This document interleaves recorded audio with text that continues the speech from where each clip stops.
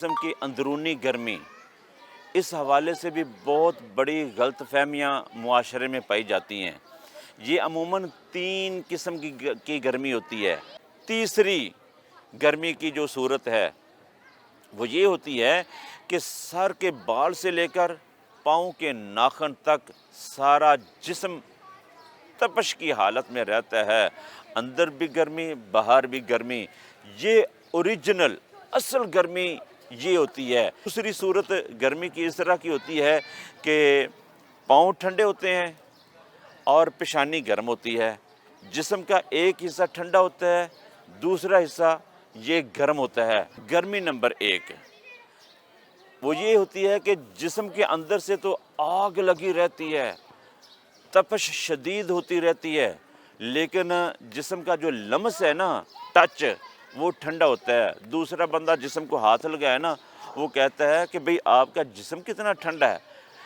बस औकात ठंडे जिस्म पर पसीने आते हैं, जिसे कहते हैं ठंडे पसीने आना, और अंदर मरीज़ महसूस कर रहा होता है कि शदीद गर्मी लग रही है। अमूमन ये कैफ़ियत शुगर के मरीज़ के साथ होती है।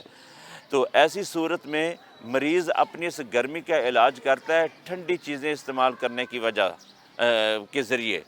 ठंडी चीज़ें, लस्सी पी ली, कुछ शरबत पी लिया, कोई भी ठंडी चीज़ें इस्तेमाल कर ले, लेकिन उससे गर्मी ख़त्म नहीं होती बल्कि गर्मी बढ़ जाती है। इसका हल ये है कि आप लौंग 3 अदद, दारचीनी उंगली के 2 पोरों के बराबर की टुकड़ी, और बस औकात आप चाय की पत्ती भी इसमें डालकर ये कहवा तैयार करें, ये इस्तेमाल करें। और ठंडी चीज़ें एक दफ़ा बंद कर दें, गर्म चीज़ें इस्तेमाल करें। अगर कब्ज़ है तो इंजीर का इस्तेमाल करें। तो इस तरह आपकी गर्मी का बेहतरीन हल होगा। मज़ीद बेहतरीन जो ग़िज़ा आपके लिए, किशमिश बादाम मिलाकर खाएँ, आध पाव की मिकदार में ले लें, और देसी मुर्गी के अंडे खाएँ, 2-2 3-3 अंडे खाएँ, और देसी मुर्ग का गोश्त खाएँ, और इसके अलावा मटन खाएँ। इस तरह की चीज़ें इस्तेमाल करें। गर्म चीज़ों से घबराना नहीं है। तो ये एक सूरत है। दूसरी सूरत गर्मी की इस तरह की होती है कि पाँव ठंडे होते हैं और पेशानी गर्म होती है। जिस्म का एक हिस्सा ठंडा होता है, दूसरा हिस्सा ये गर्म होता है। बैलेंस नहीं है, गर्मी का तवाज़न बिगड़ चुका होता है। ऐसे मरीज़ के लिए बेहतरीन कहवा, अजवैन देसी और खुश्क पुदीना, 2 चीज़ों का कहवा दिन में 3 मरतबा इस्तेमाल करें, इससे फ़ायदा होगा। और बेहतरीन डाइट जो इसकी हो सकती है, फलों में से बेहतरीन ग़िज़ा जो हो सकती है वो खजूर है। और सब्ज़ियों में, अनाज में से, सब्ज़ियों में से जो बेहतरीन जो चीज़ हो सकती है वो मेथी है।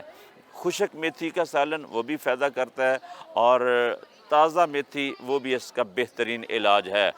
और तीसरी गर्मी की जो सूरत है वो ये होती है कि सर के बाल से लेकर पाँव के नाखुन तक सारा जिस्म तपश की हालत में रहता है।